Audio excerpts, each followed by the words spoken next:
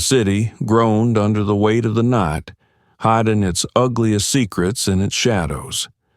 The gray streets, damp from the recent rain, glistened in the light of the street lamps like a giant spider's web, ready to catch those who carelessly fell into its trap. Here, in the center of this tangled web, a silence of its own ruled, as ominous as the breath of a beast before it leapt. This was a city where injustice was not the exception, but the rule. Police officer Garrett Fallon stood at the intersection, at the half-broken traffic light. His figure, wrapped in a dark uniform, blended into the shadows, but his eyes revealed a wolf accustomed to the hunt. Garrett was the epitome of a system designed to keep order, but corrupted to its very core. To him, to serve and protect had long ago lost its meaning. Now he only chose his prey. His hatred, cold and burning, had impunity, and he knew it.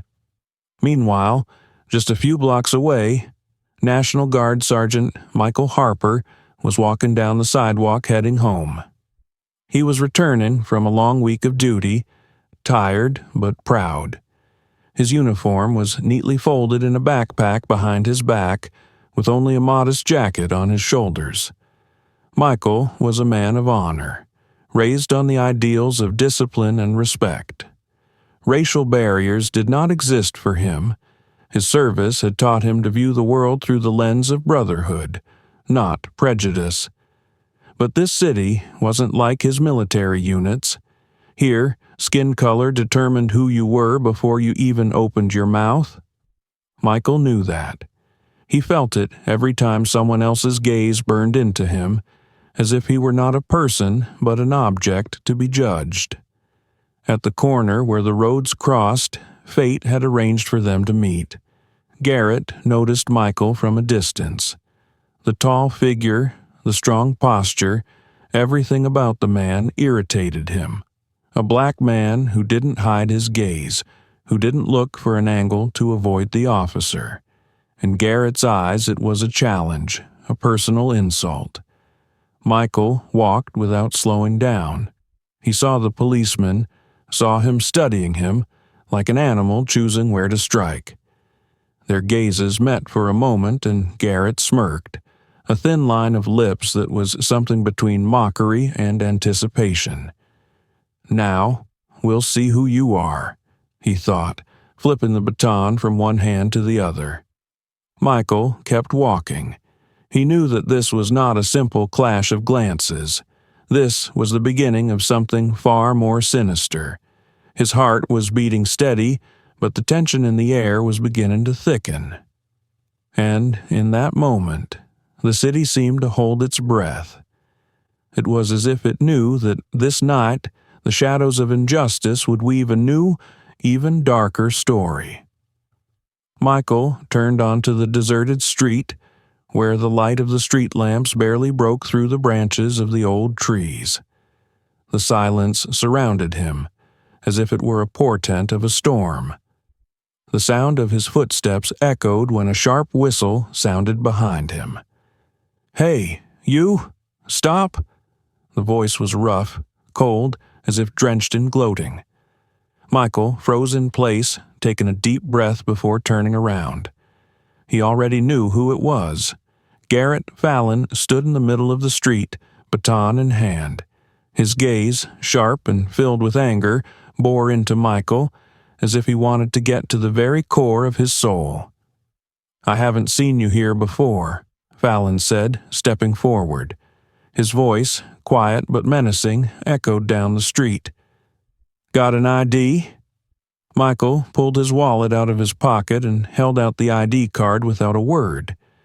His face remained calm, but inwardly he felt the tension tightening in his chest. He knew this wasn't a routine check. This was a hunt. Fallon grabbed the ID, glimpsed at it, and snorted. "Guardsman, huh? You think that makes a difference?" He handed the document back, almost throwing it in Michael's face. "Walking around like you're better than everyone else.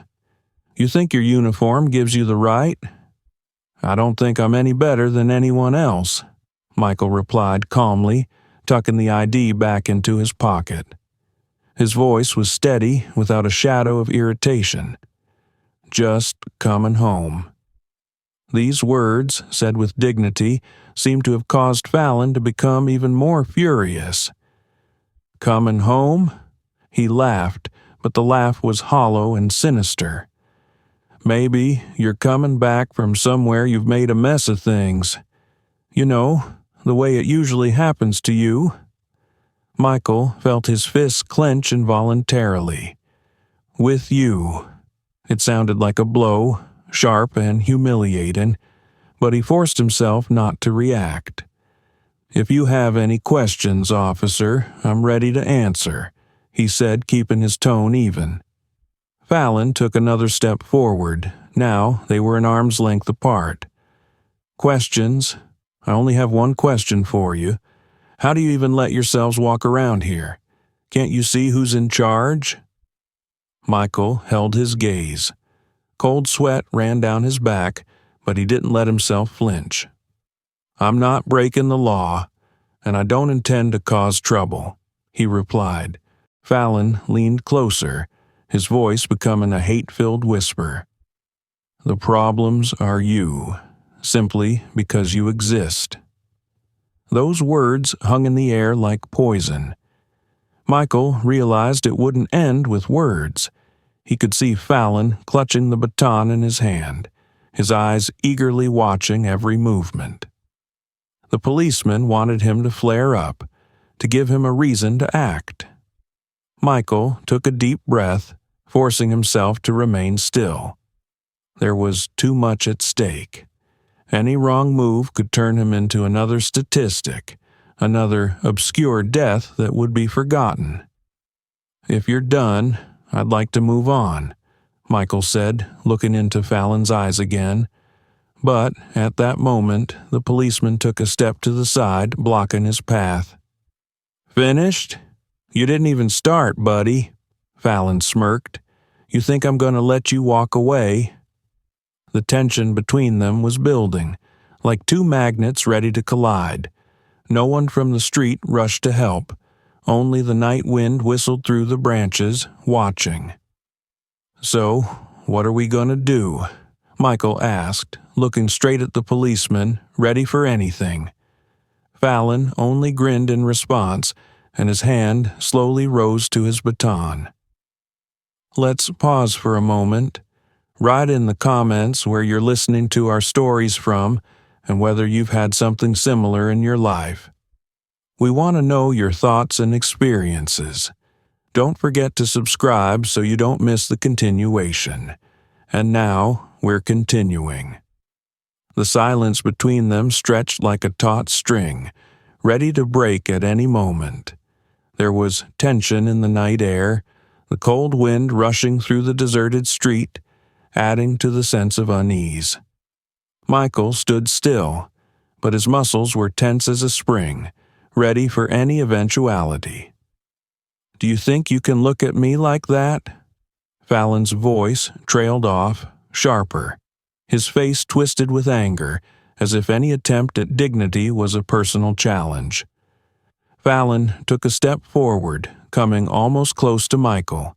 His hand was clenched on the baton, the other in a fist. His fingers were white with the force of the clench, as if he were restraining himself from an immediate blow.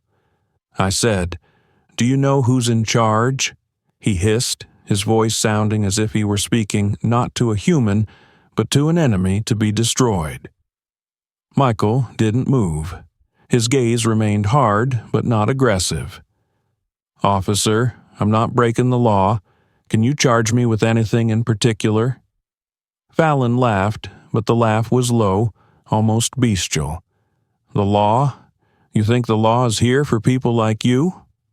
"I am the law." He swung the baton sharply so that the end of it came within a few centimeters of Michael's face. Michael tensed instinctively but didn't take a step back. He held himself in check, realizing that this was exactly what Fallon wanted. "Hit me," Michael said finally, his voice quiet but powerful.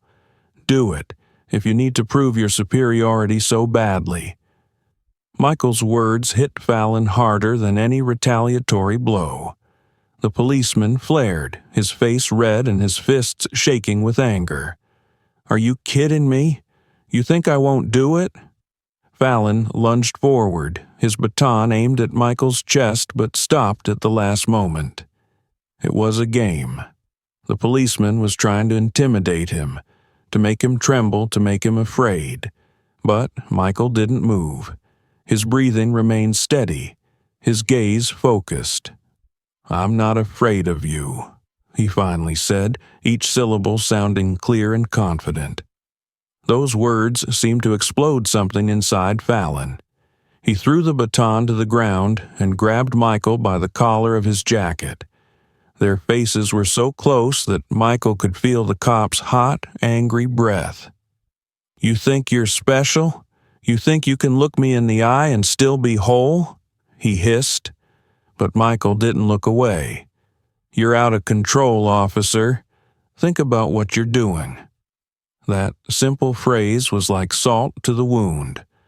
Fallon pushed him away with such force that Michael almost lost his balance. The policeman began to pace the street as if trying to find an outlet for his anger.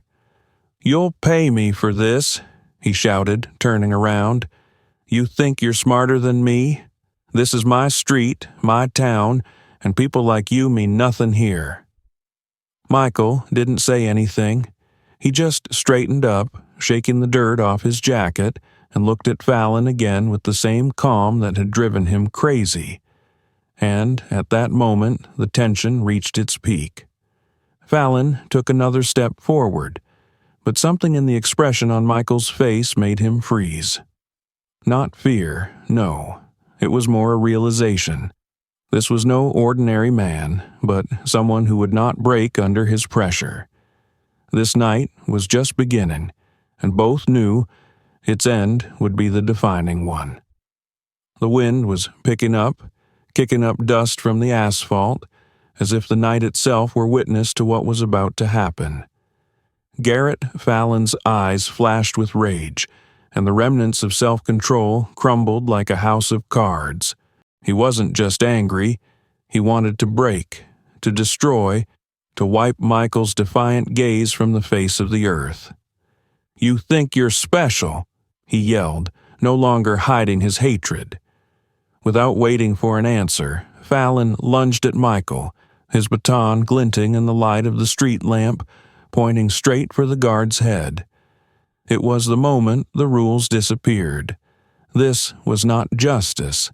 This was a furious personal attack, born of hatred absorbed into the system.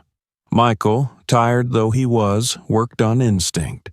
His training took over, and he dodged at the last moment, causing the baton to strike empty air.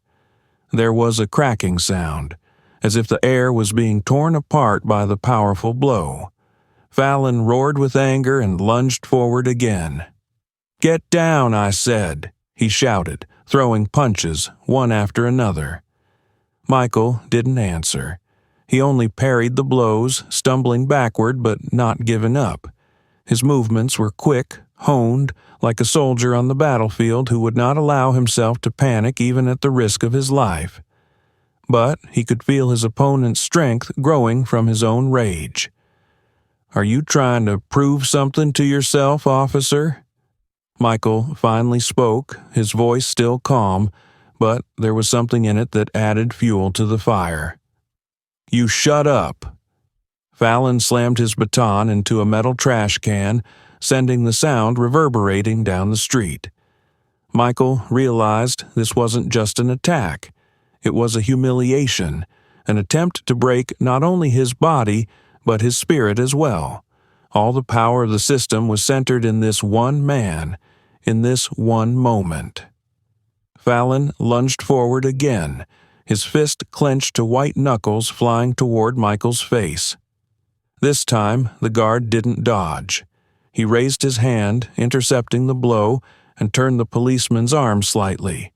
The sound was loud, the cracking of bones, like a warning. Fallon recoiled, stunned that his punch had been stopped, but that only made him more furious.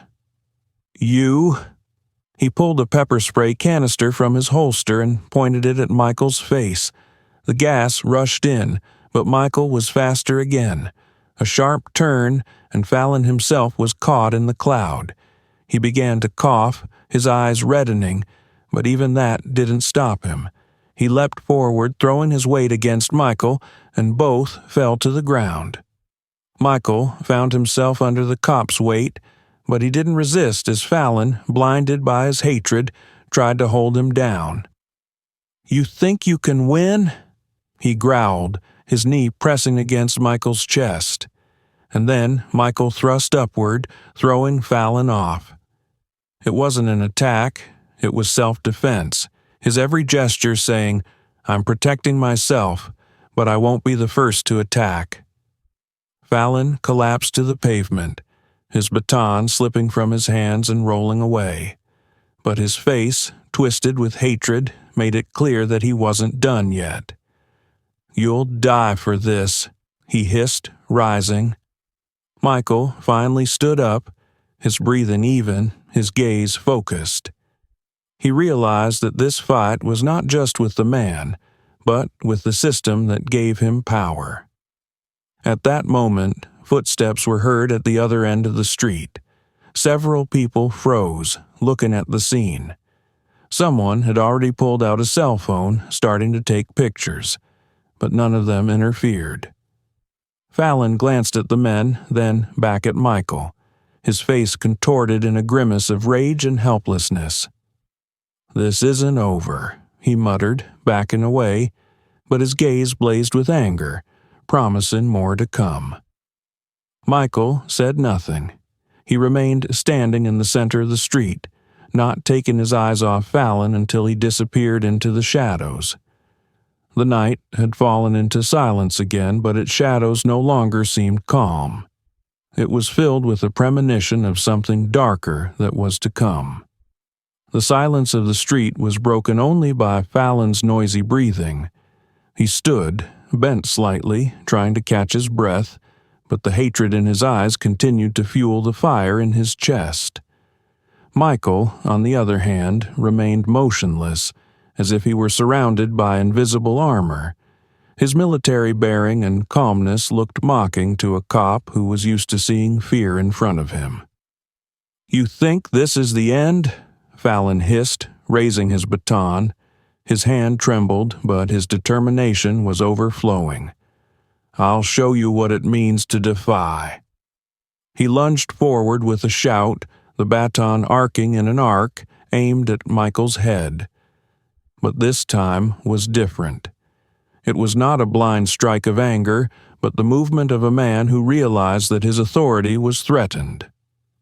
Michael watched every movement, his muscles taut as strings, and the moment the baton almost reached its target, he acted.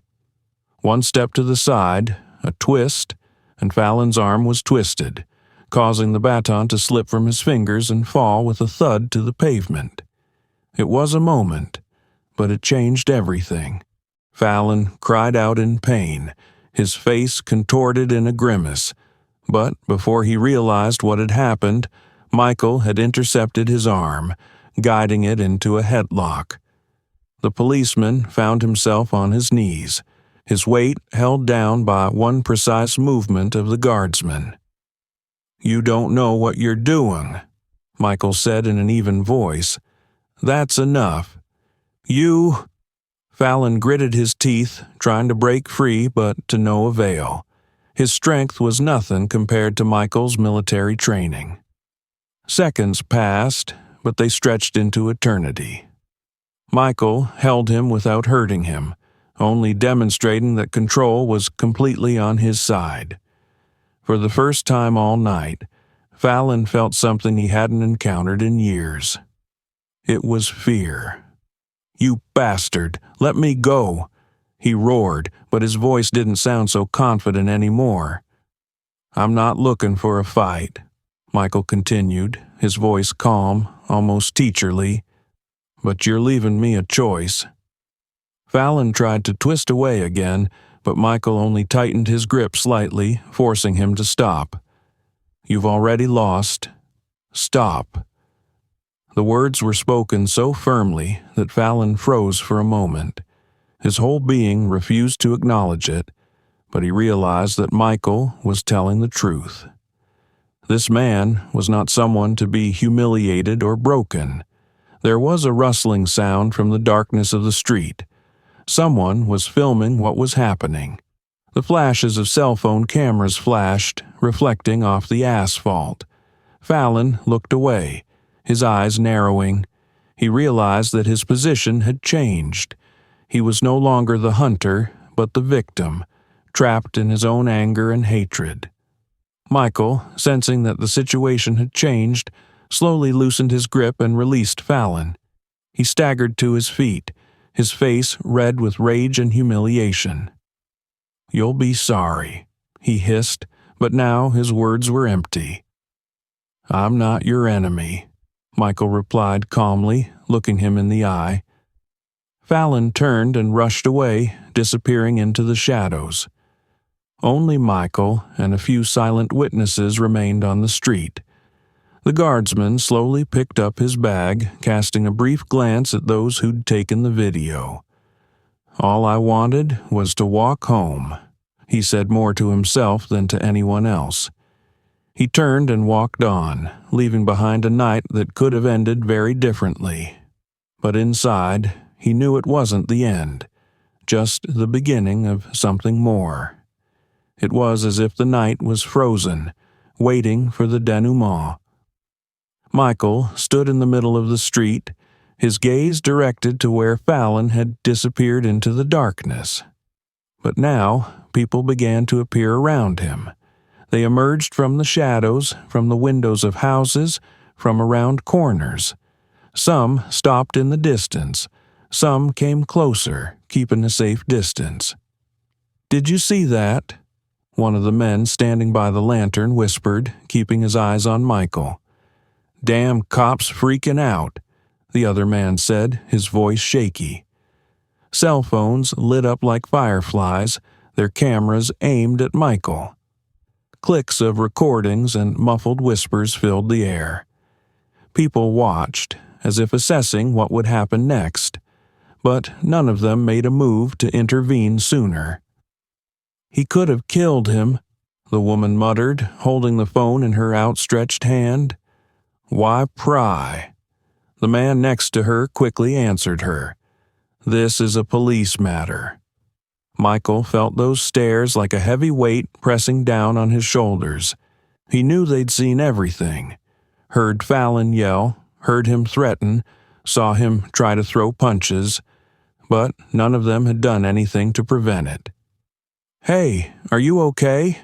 someone in the crowd shouted, but the voice sounded hesitant, as if the questioner was afraid of the consequences.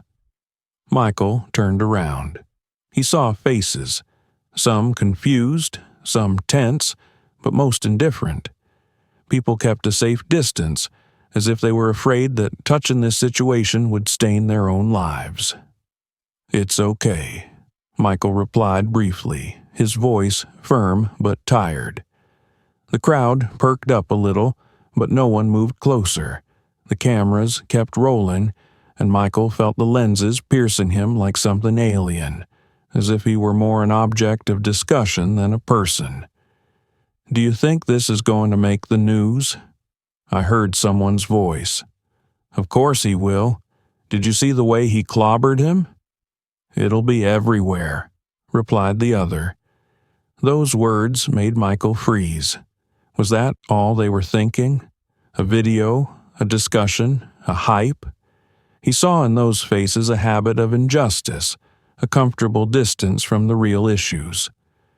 Someone had to intervene. A young girl in the corner of the crowd suddenly said, "And what would you do?" Intervene? She was sieged by the older man next to her. In a situation like this, it's best to stay out of it. Michael looked at them, not with anger, not with contempt, with a kind of quiet weariness. "You all saw it," he finally said, looking directly into the lens of the nearest camera. But no one did anything. His words came loudly, despite the calmness of his tone. They hit the crowd harder than any shout or accusation. People averted their eyes. Someone turned off their phone, but no one answered. Injustice continues to exist when it is not stopped, he added. The words hung in the air, and without waiting for a reaction, Michael turned and walked away. His steps were steady, but inside he felt bitterness at the realization that in a world where injustice was the norm, its witnesses preferred to remain spectators. The crowd slowly began to disperse, the whispers and discussions subsiding, but something remained in each of those who had seen the scene, something that might have made them think, if only for a second. Let's pause for a moment. Write in the comments where you are listening to our stories from and whether something similar has happened to you in your life. It's important for us to hear your thoughts and experiences. Don't forget to subscribe so you don't miss the continuation. And now, we're continuing. The crunch of gravel underfoot and Garrett Fallon's heavy breathing broke the tense silence of the street. He reappeared out of the darkness, still seething with anger and humiliation, but with renewed determination. His steps were uneven but quick, like those of a predator who has no intention of retreating. Michael stood motionless, watching him with a cold, indifferent expression on his face. That indifference was eating Fallon from the inside out, turning his anger into uncontrollable rage. "Do you really think you can just walk away like that?" The policeman growled, stopping a few feet away from Michael. His voice was shaky, but it still had a threatening tone to it. "You made me look like an idiot in front of all these people. You think they'll forget that? You think I'll forget?" Michael didn't answer. His silence was stronger than any word, as if it made him realize that he was already above this conflict. But inside, he could feel Fallon's every word poisoning the air, the man's hatred becoming almost palpable. He knew his opponent would not give up so easily. This fight was more than just a personal confrontation. It was a clash of two worlds, the world of power and control on one side and the world of honor and dignity on the other. Fallon lunged forward, but this time Michael was ready. His movements were precise and sure.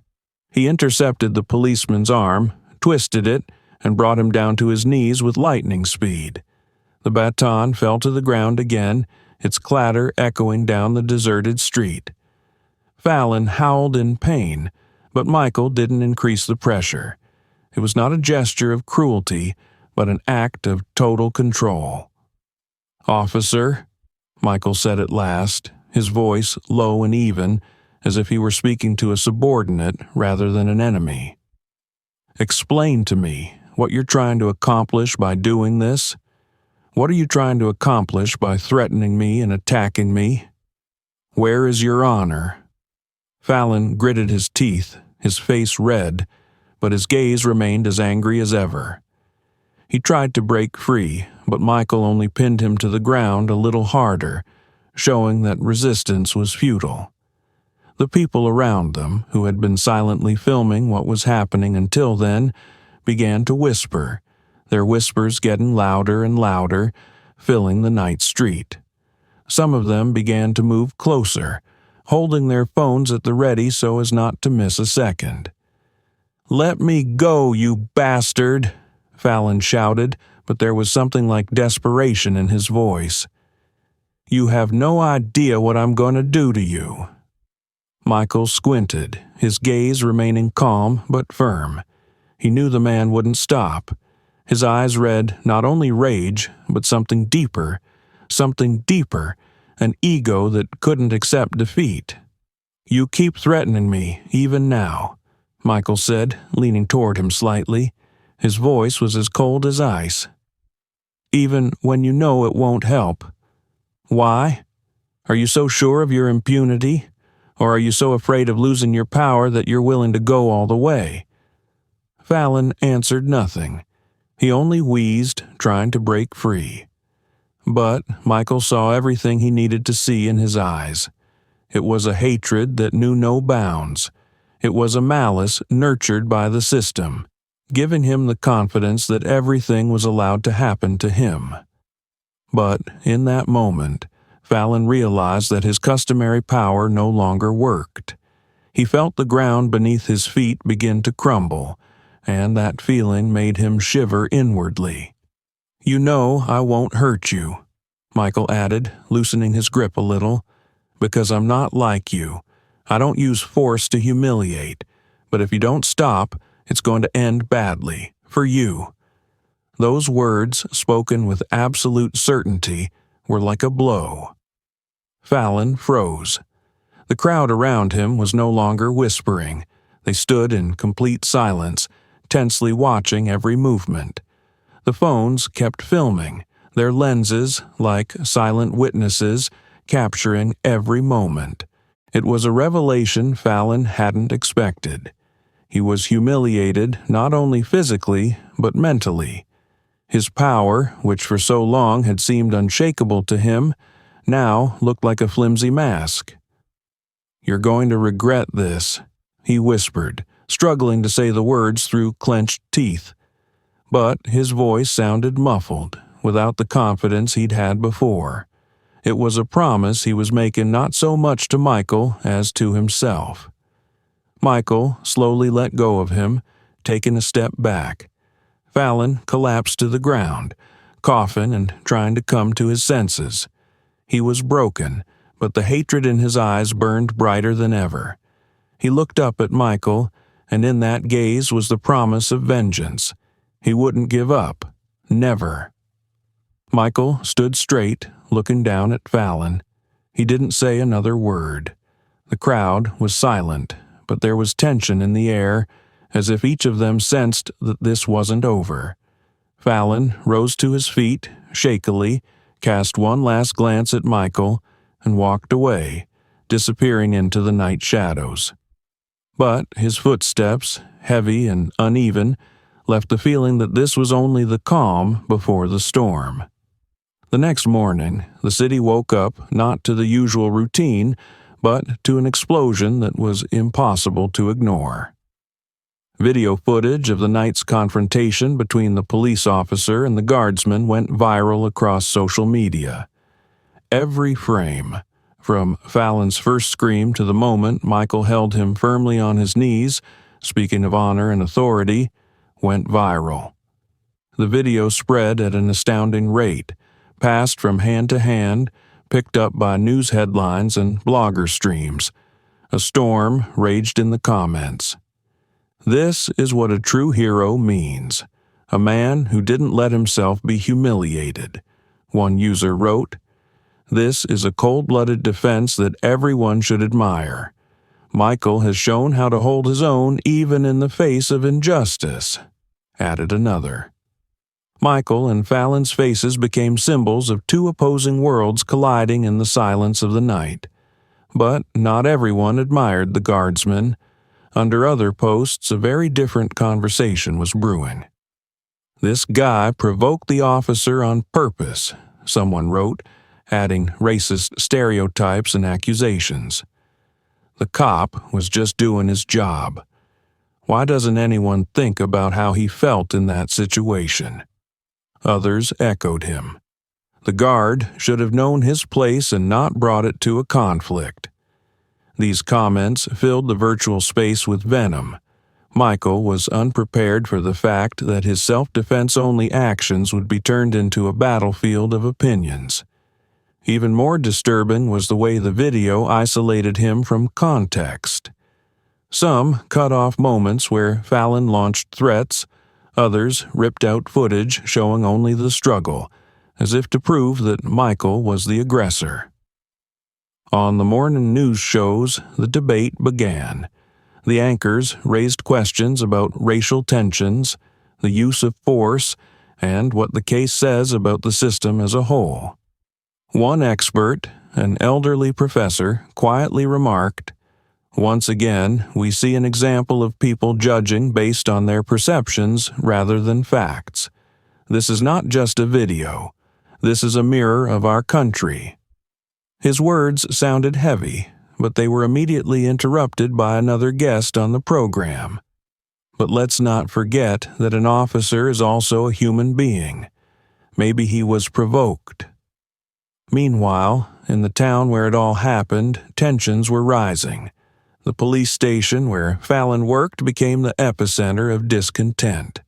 One group of protesters gathered in front of the building with signs reading, "Justice for Michael." Component placement, "We will no longer be silent." People shouted, demanding an investigation and punishment for the police officer. But another crowd gathered on the other side of the street. They carried banners with the slogans, "Support our officers," and "Law above all." These people looked at the situation differently, seeing Michael's actions not as a defense, but as a challenge to the authorities, threatening the foundations of law and order. The city split in two. In cafes, in offices, even in families, people argued, going from muffled irritation to furious shouting. Everyone had an opinion, and everyone saw what they wanted to see in the incident. Michael watched the whole thing from his small house. His phone was ringing off the hook. Some wanted interviews, others offered support, others threatened. He tried not to read the comments, but every time he opened the screen, words of hate and admiration flashed before him, exhausting him in equal measure. Fallon was in the spotlight too. His name was on the front pages of newspapers, his picture on every news site. But while Michael was seen as a hero or a provocateur, Fallon became for many a symbol of a system that had long been out of control. His superiors suspended him from the service for the duration of the inspection, but this only fueled his hatred. In his eyes, Michael had stripped him of everything: respect, power, the usual order of things. One evening, as Michael sat in his living room, a news van pulled up to the window. The reporter, dressed in a brightly colored jacket, waved, urging him to get out. Michael got up slowly, walked to the window, but didn't open the door. Behind the reporter were cameras, ready to record every second. "Tell me, how do you feel after everything that's happened?" shouted the reporter, but Michael didn't answer. He closed the curtains and returned to the couch. He didn't want to be part of a show that turned tragedy into entertainment. But he knew that was only the beginning. He saw the hatred in Fallon's eyes that night. He saw how people were divided, how some became his supporters and others his enemies. And he realized that this story wouldn't just end. It was only the first battle in a war he never wanted to start, but one that could no longer be avoided. The morning after the outbreak of protests and social media controversy, the city was no longer the same. Michael thought the worst was over. But he was wrong. In the shadows of public attention, another, more dangerous mechanism was beginning to operate, a system accustomed to protecting its own and destroying those who dared to challenge it. The call came out of the blue. Michael picked up the phone, hearing the cold, almost mechanical voice on the other end. "Sergeant Harper, this is Captain Miller from your department. You are required to report to the police station for an explanation of the incident. No comments to the press while the investigation is underway." Understood. Michael wanted to ask what the audit was, but the line had already cut off. When he entered the station, the atmosphere inside was tense. The air seemed to be permeated with animosity. The eyes of the officers, who had previously looked at him with respect for his service, now slid past him as if they were afraid to openly show their attitudes. A stone-faced lieutenant met him in the reception area and gestured toward the door.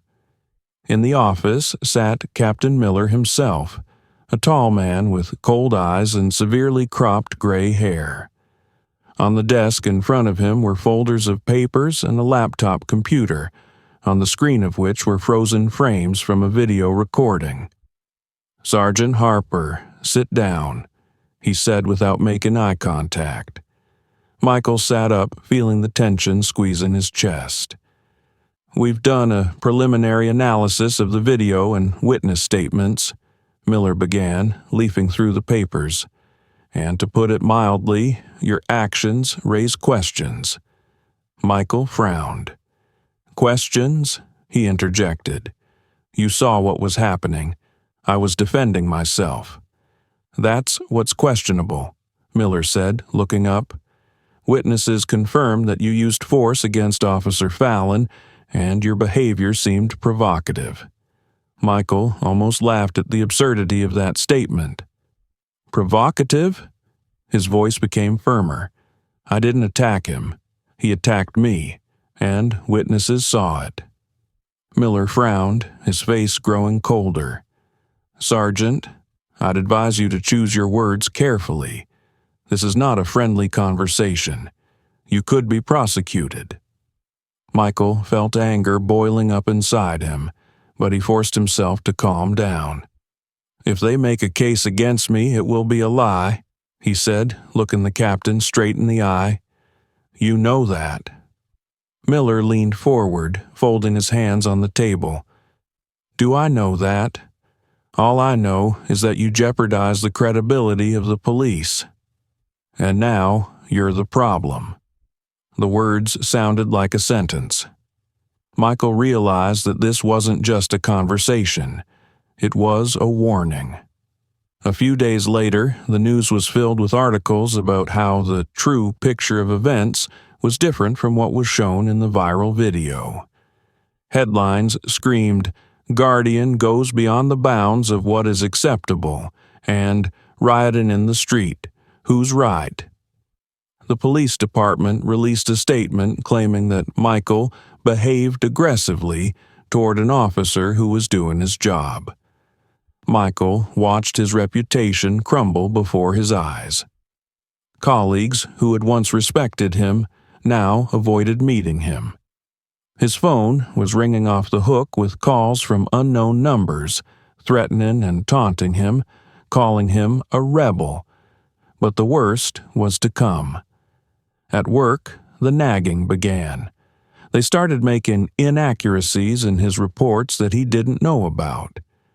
He was summoned to the commission, where he was hinted that if he didn't stop stirring up this scandal, his career would be over. One night, as Michael was driving home, he noticed a car slowly following him. The headlights blinding his back made him uneasy. When he stopped to see who it was, the car swerved and disappeared. He realized it was a warning. They wanted to silence him. But it was the other thing that worried him most. He knew Fallon wouldn't stop. This man wasn't just part of the system, he was a tool of it. The hatred Michael had seen in his eyes hadn't disappeared. It only grew, fueled by the public humiliation. Michael sat in the kitchen in the dark, feeling the fatigue clutching at him. The system wanted to break him, to make an example out of him that no one could defy it and get away with it. But deep down, he knew he wouldn't give up. This battle was just beginning, and he was ready for anything that could happen. It had started out as a loud noise, but now the noise had become an unrelenting silence. It had been months since the night Michael had come face to face with the system, and his life no longer resembled what it used to be. He had lost everything he had spent years building: his job, his stability, the trust of those who had once called him friend. But worst of all, he had lost his anonymity. He was more than a person now. He was a symbol whose name was controversial, whose story was debated, but few understood what he had really been through. The phone call came in the evening, as Michael looked out the window of his small apartment at the fading lights of the city. He already knew who it was. His lawyer, Julian Fields, who had been working with him for the past few weeks, always spoke dryly, without undue emotion. "Michael, they're offering a deal," the lawyer said, his voice a mixture of irritation and fatigue. "If you publicly apologize to the police department and admit that you acted in excess, the case will be dropped. No charges. You can go back to your life." Michael was silent. His heart was beating steady, but inside he was seething. This deal wasn't a way out. It was a trap. They wanted him to plead guilty, to make him look weak, to erase everything he'd fought for that night. "I will not apologize for defending myself," he finally answered, his voice firm but calm. Julian sighed. "Then prepare for the worst. They won't back down, Michael. They can't let you win." And he was right. The next day, the news reported new details of the case. Michael was accused of inappropriate behavior, threatening the life of an officer, and even possible provocation. These were lies and manipulations, but in the hands of those who controlled the information flows, the lies became the truth. Michael became an outcast. People who had recently admired his resilience began to doubt him. In their eyes, he had become a figure whose motives were not as pure as they first seemed. Even his loved ones began to distance themselves, afraid of being dragged into this foul maelstrom. But Michael never gave up. Every morning he got up with one thought in mind: the truth must come out. He gave dozens of interviews, wrote articles, and spoke to activists, but with each step forward, the system pushed him back 2 steps. One night, when he was coming home, someone left a note under his door. "Shut up before it's too late," it said in bold letters. The note lay next to the broken window of his car. It wasn't the first threat, but Michael knew each one was real. In the following days, the pressure intensified. The police department countersued him, accusing him of slander. It was absurd, but they weren't playing truth. They were playing exhaustion. They wanted to silence him by ruining him financially and morally. At some point, Michael realized that his life would never be the same again. He stood on the bridge over the river, looking up at the lights of the city. The moment was so quiet, he could almost hear the water flowing below. It seemed to him that he had lost everything. But then he remembered Fallon's face that night. He remembered how the crowd had been silent, how the cameras had been rolling, but no one had intervened. He remembered why he had chosen to fight. The next day, Michael went to a protest organized by activists. Thousands of people gathered in the square. They held placards with his name on them, calling for justice, demanding that the system be changed. His story became for them something more than just a personal struggle. It was a reminder that change requires sacrifice. Michael took the microphone and looked at the crowd. "I've lost a lot of things," he began, his voice firm but tinged with bitterness. "I lost my job, my friends, my peace of mind. But I've never lost my truth, and I won't let them silence me." His words broke the silence. People began to applaud, to shout, to raise their placards higher. At that moment, Michael realized that he was no longer alone, but he also knew that his struggle had only just begun.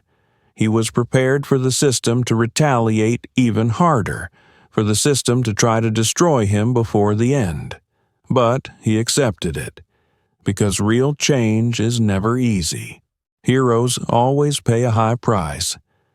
But sometimes that price becomes the foundation for something greater. Michael Harper became a symbol, a man who stood to the end to show the world that resilience matters. And even though he lost a lot, he knew he hadn't lost the most important thing, his honor. Write in the comments what you think about this story. Have you ever experienced racism in your life? It's important for us to hear your experiences and opinions because each of you is really valuable to us. Don't forget to subscribe to our channel and put a like to support us and not to miss new stories. We wish you a good day and peace in your heart.